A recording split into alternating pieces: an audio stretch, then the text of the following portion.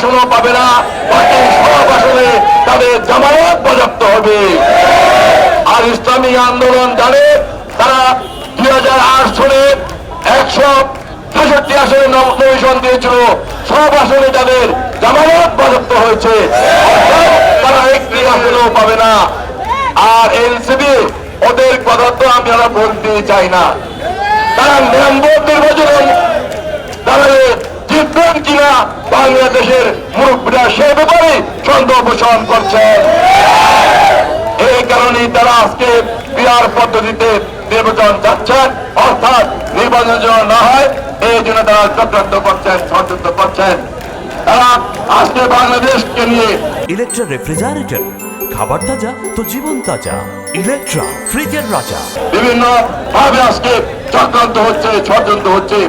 আমাদের নেতা তারেক রহমান বলেছেন আমাদের আন্দোলন কিন্তু শেষ হয়নি, দেশের বিরুদ্ধে, দেশের নির্বাচনের বিরুদ্ধে আজকে অঘোষিত ভাবে, অদৃশ্য ভাবে আজকে কিছু কিছু মহল চক্রান্ত করছে, ষড়যন্ত্র করছে। তাই আজকে আমাদেরকে সবাইকে ঐক্যবদ্ধ থাকতে হবে। তারেক রহমানের নেতৃত্বে আমরা ঐক্যবদ্ধ ভাবে জরুরি ভাবে শেখ হাসিনাকে এদেশ থেকে তাড়িয়েছে,